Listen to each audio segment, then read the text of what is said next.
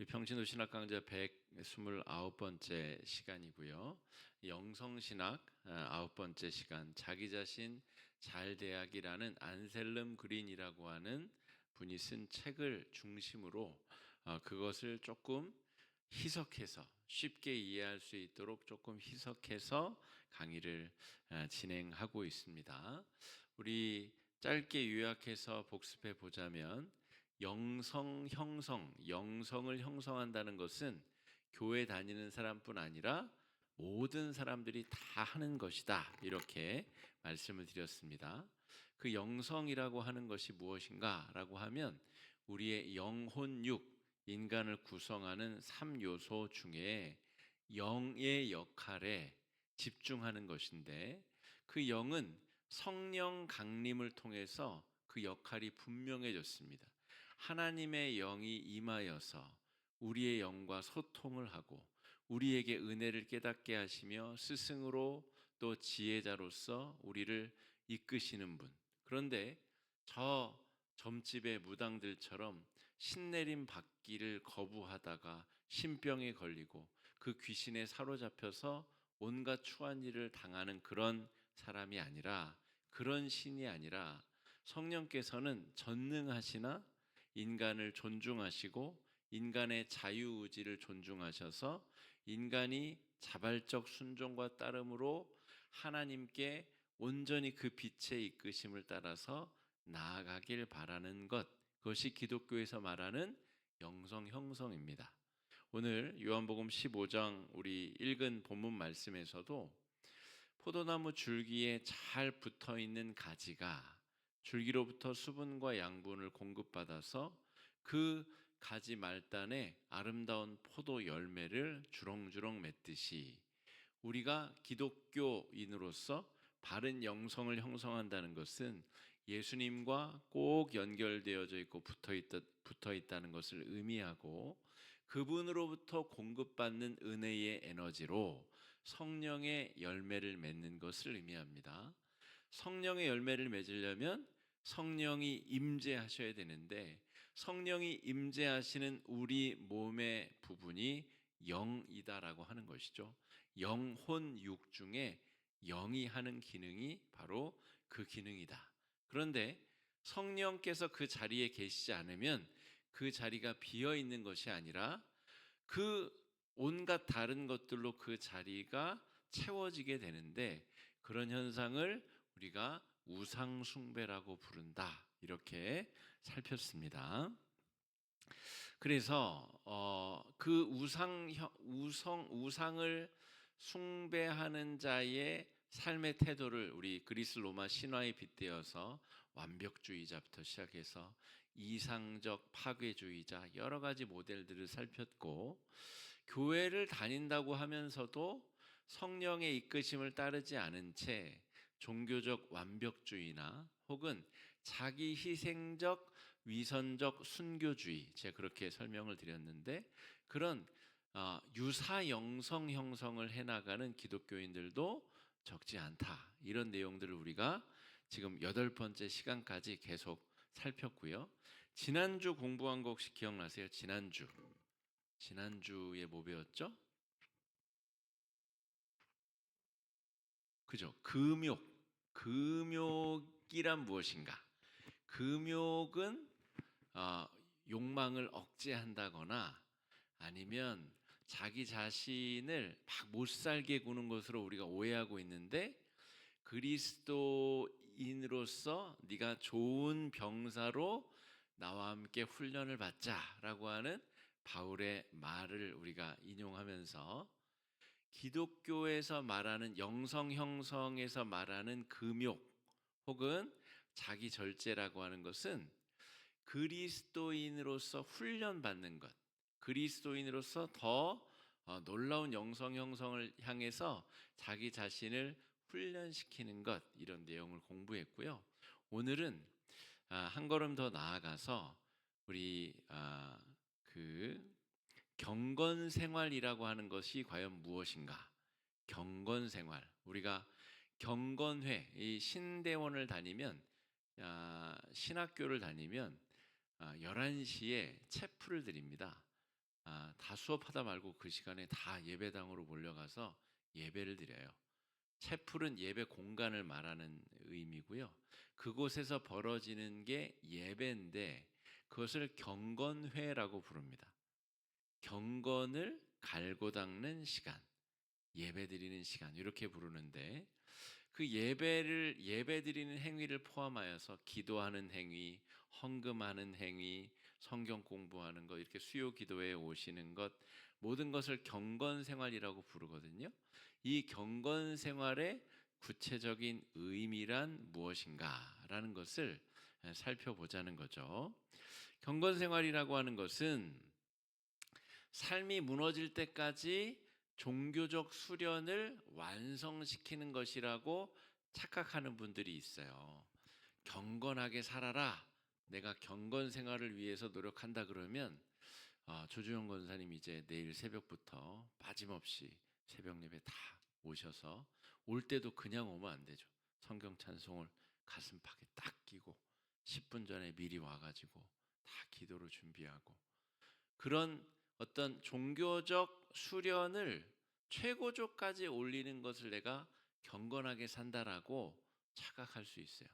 우리 오늘 장지빈 청년이 수요 기도에 왔는데 이 청년이 수요 기도회를 오다니 막 이런 눈빛으로 막 바라봐 보시고 청년이 수요 기도에 올 수도 있죠. 그런데 희귀한 일이기는 하죠. 그런데 그 종교적 수련으로서 예배에 참석, 그것은 기독교에서 말하는 경건 생활의 본질이 아니라는 거예요. 오해하고 있다는 거예요. 그러니까 장지빈 청년의 내면이 어떤지를 모른 채 그냥 수요기대에 왔다. 야, 신앙이 정말 뛰어난 청년이구만. 경건 생활을 잘하고 있는 청년이구만. 이라고 우리가 넘겨짚어 생각한다는 거죠. 경건, 종교적 수련을 많이 하면 경건하다라고 우리가 착각한다는 거예요. 그런데 경건 생활의 본질은 특별히 예수님이 오신 이후에 예수님이 말씀하신 경건 생활의 본질은 종교적 수련을 늘려가는 것과는 상관이 없다는 거예요. 예수님 당시에 바리새인 사두개인들이 그 분야에서는 최고봉들이었는데 예수님이 끊임없이 그들의 행위를 위선적이다, 가식적이다 지적하셨거든요.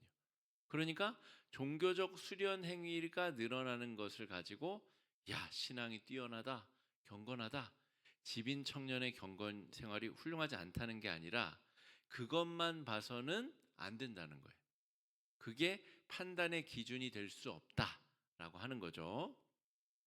혹은 윤리적 완벽함을 추구하는 것을 경건하다라고 보는 것이 착각이라는 거예요. 예수님은 의도적으로 율법을 어기셨습니다.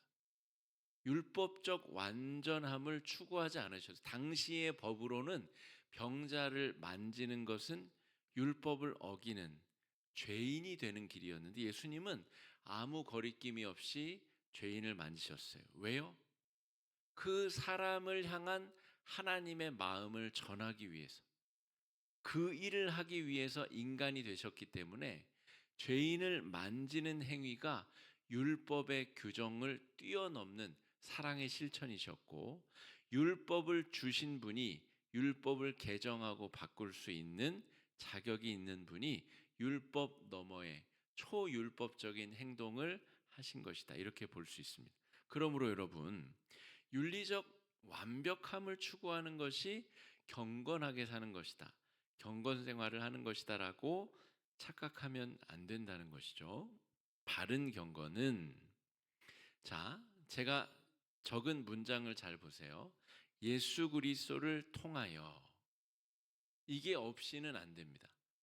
하나님의 사랑을 경험하는데 우리가 그 전에 우리 영성의 9가지 색깔이라는 공부를 한 적이 있어요. 제가 9가지 영성의 색깔이라는 책을 가지고 하나님의 살아계심을 알아차리는 9가지의 다른 길들이 있다는 얘기를 해드렸어요. 그래서 어떤 사람은 자연 피조색, 요즘에 막 새싹들이 막 돋아나잖아요. 연두빛. 그 찬란한 연두빛을 보면서 하나님이 살아계시다라고 느끼는 사람들이 있어요. 어떤 사람은 그런 피조 세계를 보고는 아무런 감흥이 없는 사람도 있어요. 자, 그런데 그런 여러 가지 방법이 아니라 예수 그리스도의 십자가 사건을 통하여서 하나님이 우리를 어떻게 대하시는지, 하나님이 우리를 어떻게 생각하시는지를 알아차린 사람이 그 은혜에 대해서 반응하고 응답하는 것이 바로 경건 생활이라는 거예요. 이 문장에 여러분 종교적 완전성이 어디 있어요? 새벽 예배를 빠졌는지 안 빠졌는지, 일주일에 6번 나왔는지 한 번 나왔는지, 그런 게 경건 생활의 지표가 된다는 얘기가 이 정의 안에는 없어요. 예수 그리스도를 통해서 깨닫게 된 하나님의 사랑, 하나님이 나를 얼마만큼 사랑하시는지를 십자가 위에서 예수 그리스도의 죽음을 통해서 확인한 사람이 그 은혜를 받았다면 반드시 리액션, 반응이 일어나게 되는데, 그 사랑을 입은 자의 반응이 바로 경건 생활이라는 거예요. 이게 바로 경건에 대한 제대로 된 정의다라고 하는 겁니다. 자, 우리 야고보서 1장 27절 말씀 읽어보겠습니다. 하나님 아버지 앞에서 정결하고 더러움이 없는 경건은 그 환난 중에 돌보고 또 자기를 지켜 새 속에 물들지 아니하는 그것이니라. 이 야고보 사도가 말한 이 참된 경건이란 고아와 과부를 환난 중에 돌보고 예수님이 행하셨던 것. 여기에 지금 경건회의에 몇 번 참여했고 몇 번 빠졌고 그런 내용이 어디 있어요? 제가 저도 신학교를 나왔지만 아직까지 신학교 우리 그거 중에 제가 동의도 안 되고 이해가 안 되는 게 있어요. 뭐냐면 성금요일 날 학생 식당 문을 닫습니다. 밥을 안 팔아요. 저는 그때 대학교 1학년 때부터 지금까지, 지금도 제가 전사님들한테 물어봤더니 지금도 그런데요. 야, 이거 교수라고 하는 분들이 이 경건에 대한 이해가 너무 부족한 것 아닌가? 아니, 성금요일이 예수님이 지금 십자가에 달려 계신 시간이라고 해서 금식하라고 뭐 안내할 수 있죠. 그런데 그 금식을 강제로 음식을 팔지 않아서 하는 금식이 그게 정말 참된 의미의 금식이겠느냐. 차라리 막 파는데 아무도 안 사 먹어야 그게 그 학교의 경건의 지표일 수 있지 않겠어요? 근데 저는 그 대학교 1학년 때부터 지금까지 그 학교 행정이 아직도 이해가 안 가요.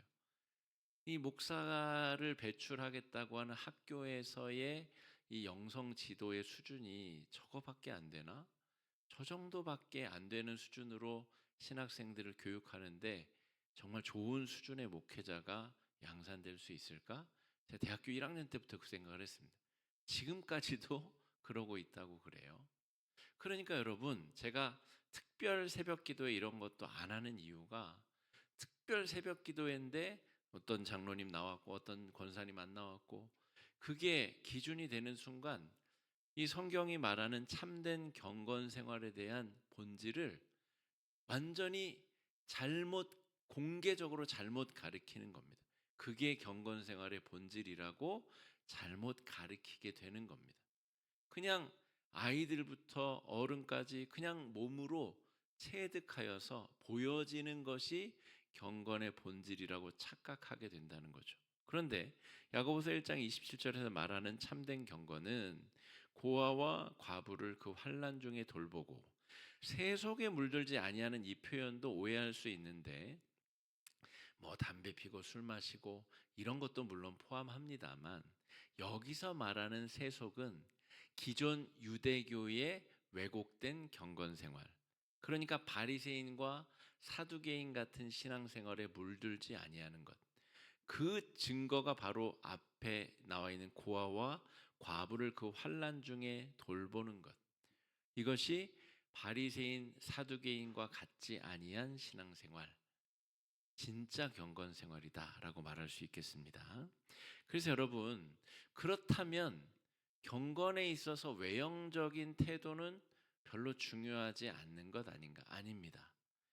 육체 안에 육체와 혼과 영이 나라고 하는 존재를 이루듯이 이 육체가 곧 영을 존재하게 하는 근거가 되고, 영이 없는데 인간이라고 할 수 있는가? 영이 없는데 어떻게 육체와 혼만 가진 존재를 인간이라 할 수 있는가? 성경적 정의로는 그게 아니라는 거죠. 그러니까 외형적 행위와 내용적 본질이 균형을 맞추고 수준이 맞아야 되는데, 그렇게 하는 행위가 바로 야고보서 1장 27절에 말하는 참된 경건의 행위라는 겁니다. 자, 바리새인들의 경우를 봅시다. 외형적인 태도와 내용적 본질이 수준이 맞는가? 예수님이 지적하신 바리새인의 태도들은 그렇지 않았습니다. 외형적으로는 완벽에 가까워요. 말씀드렸잖아요. 이 곡식, 여러 곡식에 그 한 톨까지도 다 세는, 그러니까 일주일 내내 그 일만 하는 겁니다. 내가 벌어들인 농작물을 한 톨씩 다 세가지고 정확하게 10분의 1을 갖다 바치는 일에 시간과 열정을 쏟아요. 그러면서도 고아와 가부들을 학대하는데, 그 성전에서 벌어지고 있는 리베이트, 그러니까 가난한 자들은 종교 행위에서 배제시키기 위해서 온갖 짓들을 다 하는 거예요. 거기서 벌어들인 종교적 이익을 가지고 10분의 1을 정확하게 한 톨까지 구별하느라고 세다가 잃어버리면 다시 세고 다시 세고, 그런 행위를 자기가 경건하다라고 드러내는 증거로 삼았다는 말입니다. 이 얼마나 어리석은 일입니다. 그러니까 외적인 행위와 내적인 본질이 완전히 불균형 상태다. 외적으로는 100점인데 내적인 성실함과 진실함은 빵점인 상태라는 거죠. 자, 두 번째 예로는 세례 요한을 들 수 있는데, 세례 요한은 이 수준이 딱 수준에 맞는 사람이에요. 외적인 행위와 내적인 그 순수함과 열정이 수준이 맞는 사람인데, 문제는 그 경건의 내용이 문제인데, 세례 요한은 율법을 완벽하게 마음으로부터 지키는 일에 에너지를 다 쏟고 있다는 거예요. 그래서 광야로 나가서 메뚜기와 석청을 먹고 이 정말 청빈한 삶을 살면서 율법의 내용을 마음으로도 지키고 육체로도 지키기 위해서 살았었던 인물입니다. 그런데 예수님은 세례 요한의 방법도 아니라는 거예요. 지금 예수님이 말씀하시는 것은 예수님이 가시고자 하는 그 십자가 구원의 길을 통해 확실하게 경험한 하나님의 사랑을 경험한 자가 그 은혜에 대한 반응, 리액션으로서 하나님 앞에 자신의 삶의 반응의 내용을 드리는 것이 경건생활이다, 이렇게 정의할 수 있겠습니다. 여러분, 예수님은 우리에게 윤리적 완벽이나 종교적 행위가 아니라 자발적인 따름을 요구하십니다. 이게 바로 반응, 십자가 은혜와 사랑에 대한 반응인 것이죠. 우리가 주일 예배를 드리는 것, 우리 학생 때는 지금 우리 허그마을이나 엘틴 청년들은 그 정도면 신앙생활을 할 수 없어요. 그러니까 우리 유치아동부나 청소년 때쯤에는 부모의 어떤 그 종교 지도에 따라서 신앙생활이 자발적이 아니게 타율적으로 이루어질 수 있습니다. 부모가 가니까, 교회 가면 친구들이 있으니까, 또 교회 가면 엄마가 또 용돈도 주고 게임할 수 있는 시간도 주고 하니까 가정의 평화와 내면의 평화를 위해서 타율적으로 교회를 다닐 수 있어요. 그러나 적어도 청년부 이상이 되면 내가 자발적 따름으로써 하나님 앞에 예배를 드리고 있는가? 자발적으로 내가 내 헌금을 하나님 앞에 드리고 있는가? 봉사를 할 때도 내가 자발적인 따름으로 내가 봉사하고 있는가를 점검해야 됩니다. 이게 경건의 지표이기 때문에 그렇습니다. 예수님은 자기 십자가를 지고 나를 따르라고 했지, 그거 안 지고 따라오면 이렇게 이렇게 한다라고 협박하시지 않으셨습니다. 자발적 따름이 우리의 경건 생활의 바른 모습이다라고 볼 수 있습니다. 아까 은혜에 대한 반응, 자발적 따름, 자기 십자가를 지고 따름 다 같은 표현, 같은 말이다라고 볼 수 있겠습니다. 예수님을 통해서 하나님의 사랑을 우리가 알고 깨닫게 되는데, 그런 자는 자신을 사랑하게 돼요. 우리가 지금 공부하고 있는 책의 내용이 자기 자신 잘 대하기잖아요. 그러니까 은혜를 경험한 사람은 자기 자신을 잔인하게 대하는 것이 아니라 자기 자신을 잘 대하게 돼요. 여기서 잘 대한다는 것도 해석이 필요한데, 그냥 자신의 욕망이 이끄는 대로 방만하게 살고 그냥 탐욕적으로 살게 내버려 두는 것이 자기 자신을 잘 대하는 게 아니라, 예수님의 사랑을 알고 깨닫게 된 자는 자기 자신을 소중하게 대한다는 말이에요.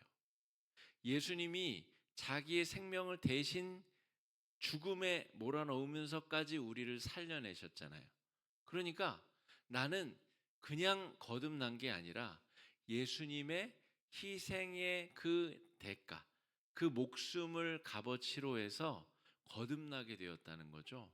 그 때문에 자기 자신을 소중하게 대하게 된다는 거예요. 그게 바로 자기 자신을 잘 대한다는 말의 정의입니다. 그러니까 자신을 사랑하는 마음으로 죄악을 밀어내게 되는 상태가 바로 자신이 자기 자신을 잘 대하는 태도이고, 거듭난 자가 경건하게 살아가는 태도다 하는 거예요. 종교적 완성도를 추구하는 거랑은 아무 상관이 없어요. 내가 죄악을 밀어내고 하나님이 기뻐하시는 일을 자발적으로 선택하는 행위, 능동성과 피동성, 굉장히 능동적인 행동을 요구하고 있다는 것입니다. 자, 바리새인들은 능동적으로 그런 종교적 순수성을 유지하려 했던 것이 아니라 그 뒤에 이익이 딸려 있었습니다. 이익. 사람들이 자신들을 존경하고 금전적 이익이 따르고, 사람들이 자신들을 굉장히 존대하면서 지역 사회의 장로로 이 높임을 받고, 장로로 높임을 받으면서 경제적 이익이 따라오고, 자기가 결정권을 쥐게 되면서 이익이 결부된 사회적 명성을 얻게 되기 때문에, 그러므로 이것은 자발적 따름이 아니라 이익을 추구하는, 이익을 위한 결정, 그게 바리새인들이 추구한 종교적 행위의 완성도였습니다. 지금 우리가 말하는 바른 경건의 행위랑은 전혀 상관이 없는, 바른 경건이란 이미 경험하고 받은 은혜 때문에 자발적 반응이 일어나야 되는데, 바리새인들은 이익을 염두에 두고 종교적 행위를 완성도 높게 해나가려고 했었던 사람들이다. 이 차이를 구분할 수 있어야 됩니다. 그런데 우리가 변화된 존재로 신앙생활을 하고 있다고 하면서도 여전히 바리새인들이 추구하는 경건 생활을 추구하고 있는 것은 아닌가? 우리 스스로의 경건 생활을 잘 돌이켜 봐야 된다 하겠습니다. 여러분, 사람의 내면에는 어두운 부분, 그림자, 융이라고 하는 유명한 정신의학자가 그림자라는 이해하기 쉬운 표현으로 우리 인격의 어두운 부분을 표현했습니다. 자, 그림자가 없는 존재는 하나님밖에 없어요. 스스로 빛이 되는 존재. 여러분, 태양은 그림자가 없는 것 같은데요. 태양은 우주에 존재하는 이 스스로 빛을 발하는 그런 행성 중에 아주 작은 행성에 불과합니다. 그러니까 더 큰 빛을 발하는 행성의 앞에 서면 태양도 그림자를 만들어낼 수밖에 없어요. 그러니까 이 세상에 피조되지 아니한 자만 유일하게 그림자가 없는, 신학적으로는 그렇게 정의합니다. 하나님이 왜 죄가 없으신 분이신가? 그분은 피조되지 아니한 존재이기 때문에, 그 스스로가 완전자이고 빛이시기 때문에 그림자가 생길 수 없는 존재, 그게 하나님에 대한 신학적 정의입니다. 그러니까 피조된 우리 모두는 그림자가 생길 수밖에 없어요. 아무리 잘생긴 배우, 여러분, 그 유명한 배우들이 가끔 뉴스에 뉴스거리가 될 때 사람들이 크게 관심을 집중하잖아요. 심지어 정치인들이 사고를 쳤을 때 그 문제를 살짝 넘어가려고 연예인들의 비리나 뭐 마약 사건 이런 걸 감춰뒀다가 그때 맞춰서 언론에 흘려서 탁 터트려서 물타기를 하잖아요. 왜요? 사람들이 저 연예인들은 그럴 리가 없어라고 그런 망상을 한다는 거죠. 왜요? 화장 예쁘게 하고 딱 정해진 공간에서 예쁜 모습만 촬영하고 예쁘게 노래하는 모습만 촬영하고 그것으로만 방송에 송출해서 보여지기 때문에 저 사람들은 그림자가 없을 것이다. 저렇게 찬란하고 예쁜데 어떻게 저 사람이 우울증에 걸리고 어떻게 저 사람이 뭐 알코올 중독에 걸리고 마약을 하고 그럴 리가 없다라고 환상에 사로잡히도록 장치가 구동되고 있다는 거죠. 그런데 모든 피조물은 그림자가 생길 수밖에 없습니다.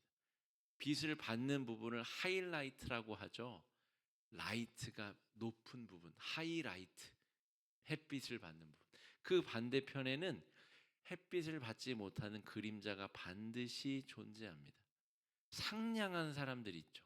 상냥한 하이라이트 뒷면에는 그 상냥함에 따른 보상을 바라는 그림자가 반드시 존재합니다. 그러니까 어떤 성격을 가졌든 어떤 인격을 가졌든 인격의 어두운 부분이 반드시 존재한다는 거죠. 그런데 그 어두운 부분을 나는 없앨 수 있어라고 생각하는 사람들이 바로 바리새인들입니다. 자기가 없앨 수 있다고. 어떻게? 노력으로. 내가 새벽 예배 한 번도 안 빠지고 1년에 성경을 3독씩 하고 내가 전도를 20명씩 하고 이렇게 하면 내 인격의 어두운 부분을 없앨 수 있어라고 자기 자신을 그렇게 설득하지만 그럴 수는 없습니다. 우리는 모두 다 인격의 어두운 부분을 가지고 있고 나한테 있다면 저 사람에게도 있는 거죠. 그런 의미에서 우리가 상대방을 조금 더 너그러운 눈으로 바라볼 수 있어요. 우리가 자기 자신을 잘 대하지 못하는 이유는 무엇인가 하면 우리 인격의 어두운 부분을 자꾸 부정하려고 한다는 거예요. 이건 없어 혹은 없어져야 돼 라고 생각하는 순간 우리는 은혜를 붙드는 데 에너지를 쓰는 게 아니라 이것을 없애는 척, 없어지는 척하게 하는 데 에너지를 쓰느라고 은혜를 받는 데 집중하지 못한다는 겁니다. 또 자기 자신이 이게 없는 척하고 살아가는데 자꾸 그것이 실수처럼 드러나올 때 그 부끄러움을 또 위선적으로 가리기 위해서 화장을 하고 또 가면을 더 쓰게 되는 상태가 바로 공관복음에 등장하는 이 복음서에 등장하는 바리새인, 사두개인, 서기관들의 경건 생활의 상태다라고 볼 수가 있겠습니다. 욕구와 감정도 마찬가지입니다, 여러분. 욕구와 감정이 내가 노력한다고 없어져서도 안 되고 없어질 수도 없습니다. 없어지는 순간은 죽는 순간에 욕구. 여러분, 욕구는 좋은 것도 아니고 나쁜 것도 아닙니다. 식욕이 없으면 어떻게 생명을 연장합니까? 성욕이 없으면 어떻게 사랑을 하고 결혼을 하고 애를 낳습니까? 좋고 나쁜 개념이 아니라 없어지면 큰일 나는 것들이 욕구와 감정인데 그리스도인들이 마치 이것이 큰 해악인 것처럼 그런 설교 막 여러분 막 들어보지 않으셨어요? 감정에 휘둘리지 아니하는 그리스도인. 휘둘리는 건 나쁜 것이지만 그 설교를 듣다 보면 감정을 자기가 통제할 수 있는 것처럼 설교를 합니다. 믿음 좋은 사람은 감정을 통제할 수 있는 것처럼 그렇게 통제될 수 있는 게 아닙니다. 욕구나 감정은 오히려 통제하면 할수록 더 용수철처럼 튀어올라서 나를 집어삼킬 가능성이 높아지죠. 그러므로 그림자나 욕구와 감정은 통제할 수 있는 대상으로 여기면 안 되고 내가 그것의 존재를 인정하고 그것과 함께 은혜의 바다로 나아가야 됩니다. 그것이 참된 경건 생활의 방법입니다. 우리 그리스도인들이 왜곡된 방법으로 우리의 그림자를 다루려고 하고 우리의 감정과 욕구를 다루려고 하기 때문에 정작 집중해야 될 은혜에는 집중하지 못하는 경우들이 많습니다. 바리새인처럼 살아가려고 하면서도 바리새인이어서는 아닐 것과 같은 그런 해괴한 마음 상태로 신앙생활을 이어가는 사람들이 적지 않다는 것이죠. 여러분, 자, 우리의 그림자를 인정하고 욕구와 감정을 있는 그대로 인정하려면 지금 여기서 말하고 있는 자신의 독특성과 고유성을 인정해야 됩니다. 나라고 하는 사람의 그 분명한 의미와 가치를 믿음 안에서, 복음 안에서, 십자가 안에서 발견해야 됩니다. 자, 논리적으로 제가 신학적으로 한번 정리를 해보겠습니다. 나에게 그림자가 없고, 나에게 인격이 어두운 부분이 없고, 내가 욕구나 감정으로부터 자유롭다면, 그럴 수도 없겠지만, 그렇다고 한다면, 예수님이 뭐 하러 십자가 위에 달려 돌아가실까요, 여러분? 자기 자신이 알아서 자기의 죄를 스스로 잘 없앨 수 있다면 예수님이 이 땅에 인간으로 오실 이유도 없어지고 또 십자가에 굳이 달려서 희생 제물이 되실 이유도 없죠. 신학은 굉장히 논리적인 분야입니다. 논리를 빼버리면 신학적 이야기를 할 수가 없어요. 우리가 지금 평신도 신학 강좌를 다루고 있잖아요. 그냥 여러분 설교가 아니라 논리적으로 한번 생각해 보자는 겁니다. 왜 예수님이 십자가에 달려서 돌아가신 그 사건이 나를 거듭나게 하였는가? 경건 생활을 이어나가게 만드는 엄청난 에너지가 어떻게 십자가로부터 우리에게 공급될 수 있는가? 이것은 나라고 하는 그 전체 독특함 안에 나의 밝게 빛나는 부분도 있고 나의 어두운 부분도 있다는 거예요. 그게 나라는 거예요. 나라는 독특성이라는 거예요. 그러니까 그림자를 인정하려면 그림자를 포함한 나라고 하는 독특성을 인정해야 됩니다. 제가 이번에 우리 이집트 성지순례를 갈 때 별명을 지었는데 저는 나무늘보라고 지었고 우리 정영인 장로님은 타조라고 지었습니다. 자신의 그림자를 별칭으로 지은 거예요. 저는 굉장히 속도가 빠르고 주도적인 사람이기 때문에 그걸 좀 이 여행 중에는 내려놓고 넉넉한 마음으로 나무늘보처럼 천천히 나는 좀 임했으면 좋겠다는 별칭을 지은 것이고요. 정장로님은 정반대의 성향을 가졌기 때문에 타조처럼 능동적이고 빠른 마음으로 여행에 임하겠다는 태도를. 그러니까 자신의 그림자가 뭔지를 알아야 인정을 할 거 아니에요. 알지 못하는 상태에서 인정을 한다는 것은 어불성설, 말이 성립이 안 된다는 겁니다. 알아야 걔를 인정할지 밀어낼지를 결정할 거 아니에요.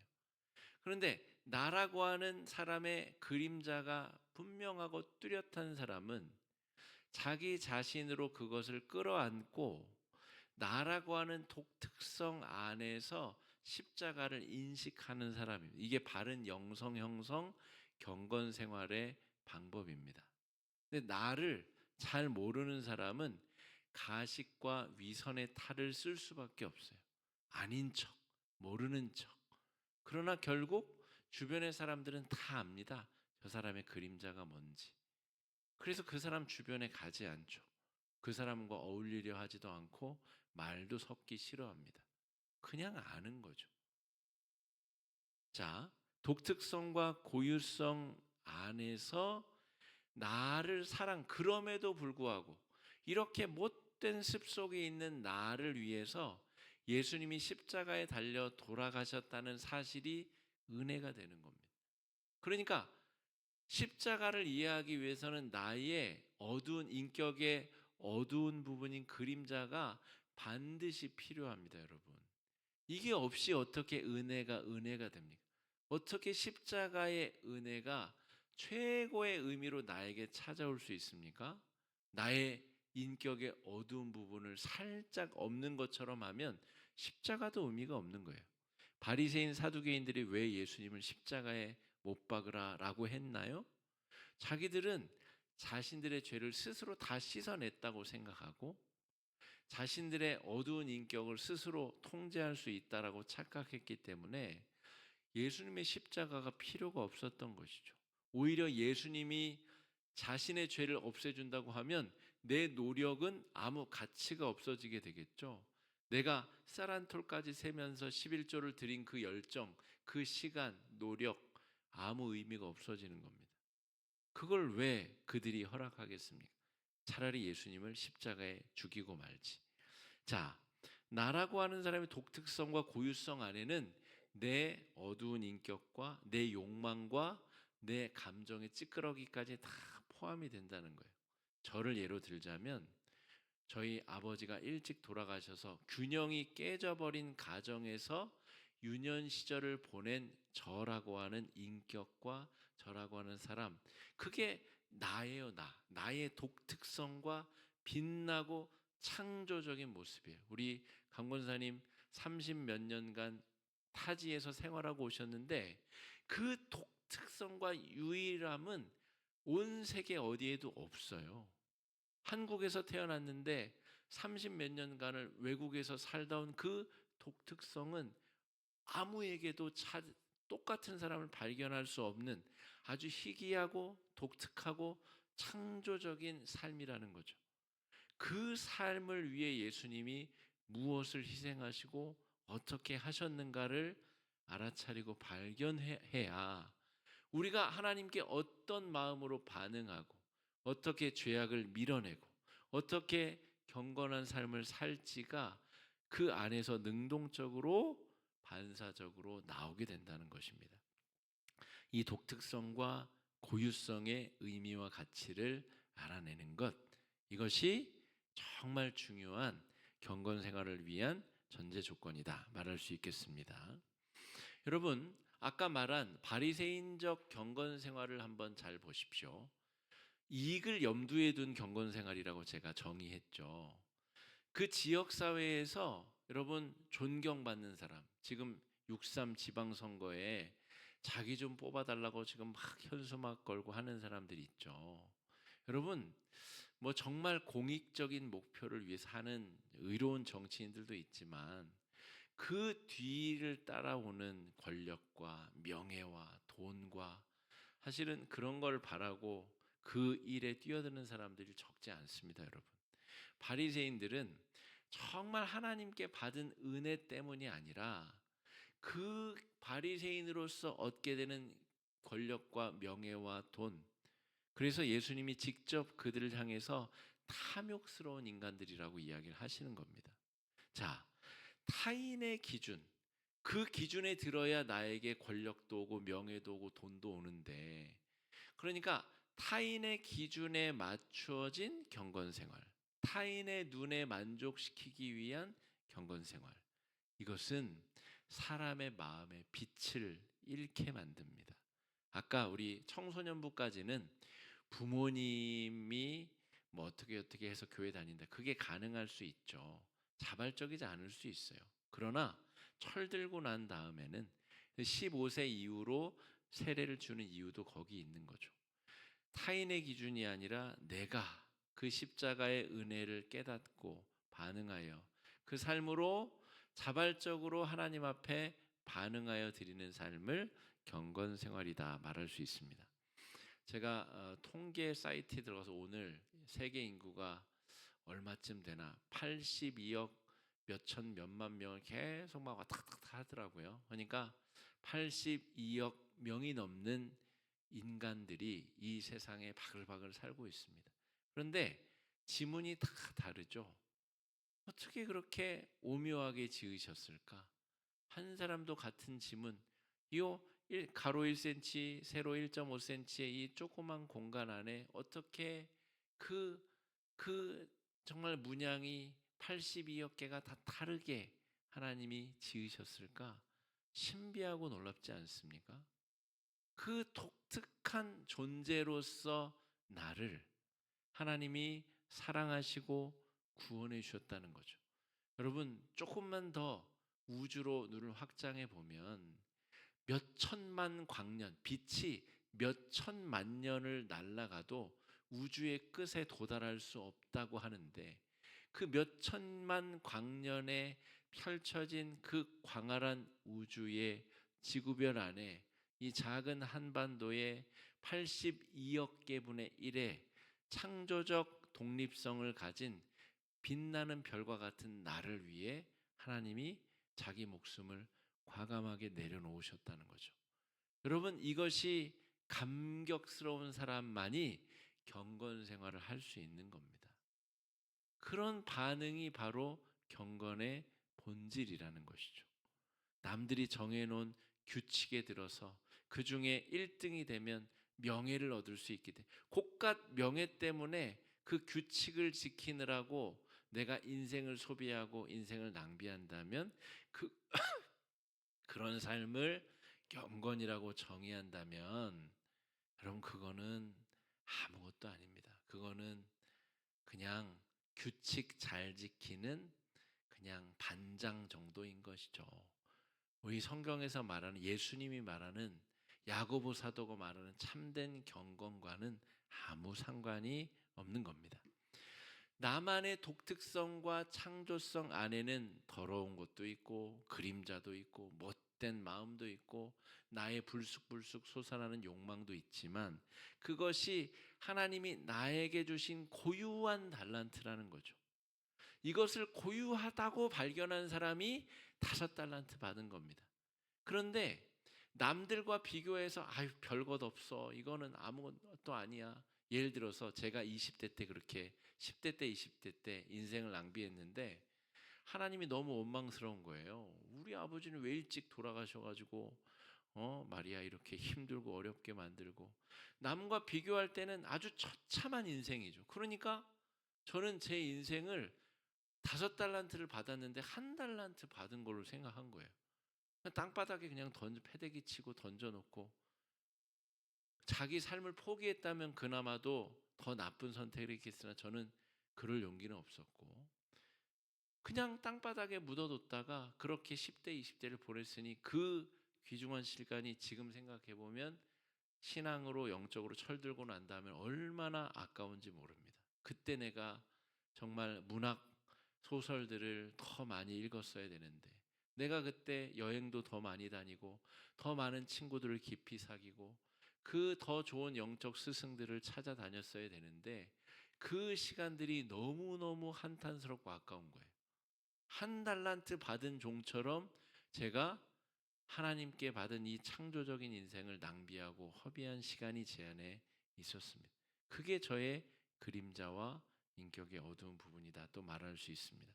그러므로 여러분, 하나님이 나를 어떤 존재로 지으셨고 어떤 은혜와 선물을 주셨고 나의 삶의 자리를 얼마나 고유하고 특별하게 지으셨는지를 아는 자가 그 은혜의 가치를 10분 100번 헤아려 잘 이해하고 은혜 받는 자이고, 그 은혜가 내 마음에 부딪혔을 때 반응이 일어나게 되어 있습니다.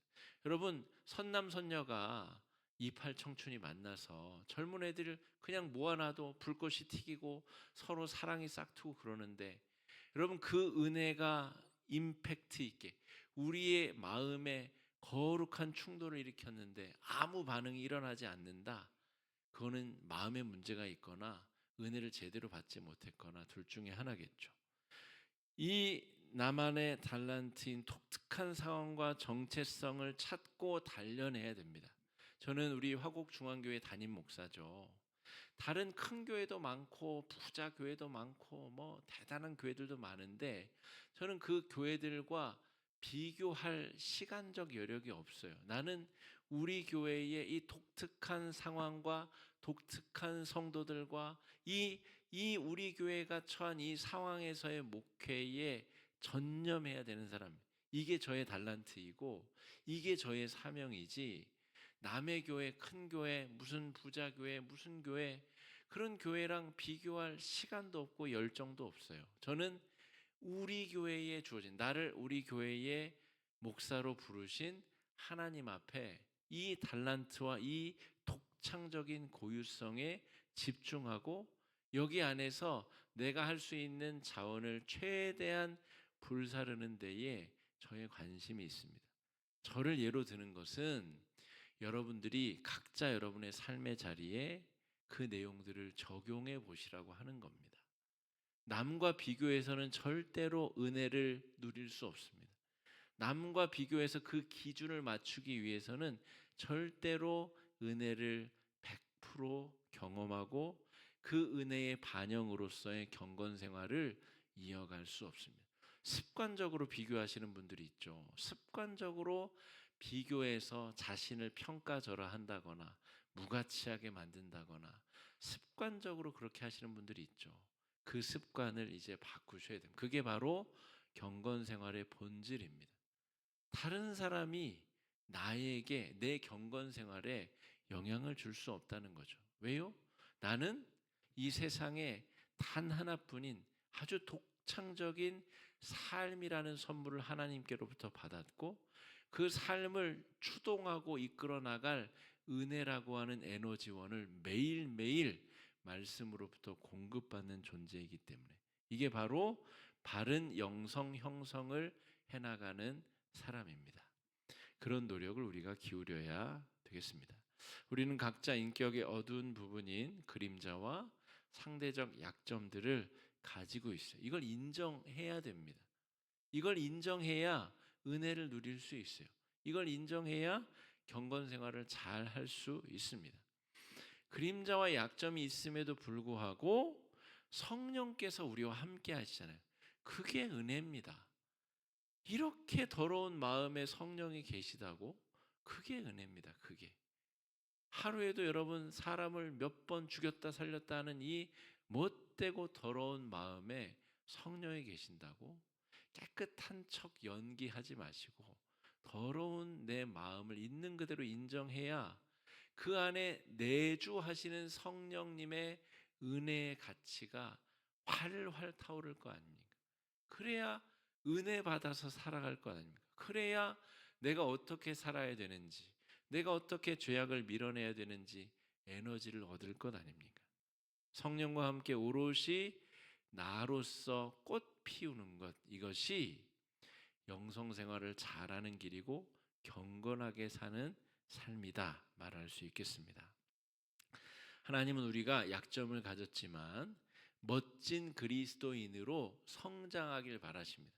제 아들이 5학년인데 12살이니까 이제 자아를 막 형성하는 중이에요. 그러니까 쉬운 말로는 그걸 사춘기라고 하죠. 그러니까 그때 얼마나 미워요. 막 자기 주장도 하고 부모가 뭐라 그러면 반항도 하고 막 그런 때잖아요. 근데 그걸 안 하면 애가 성장을 못 합니다. 그게 반드시 있어야 돼요.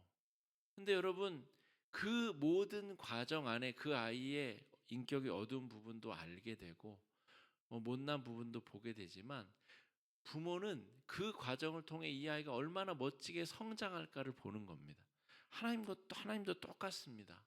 우리가 인격의 못난 부분, 어두운 부분이 없는 척하지만 없다라고 생각하지도 않으시고 하나님은 그런데 그 어두운 인격을 속에서 우리가 얼마나 성령과 함께 멋지게 성장하고 자라나는가 하나님의 관심은 거기에 있다라는 것을 기억하셔야 되겠습니다.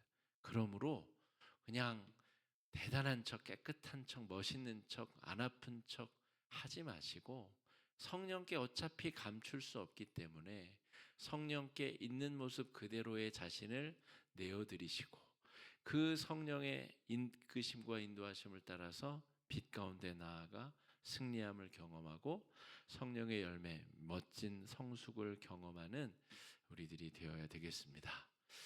오늘 이 내용이 얼마나 전달이 되었는지는 잘 모르겠으나 여러분 잘 이해가 안 되셨더라도 다음 기회가 또 있으니까 계속해서 또 바른 경건 생활을 향해서 또 정진하고 나아가실 수 있는 여러분 되시기를 주의 이름으로 축복합니다. 이 시간에 우리 말씀 의지해서 네 가지 기도 제목 가지고 함께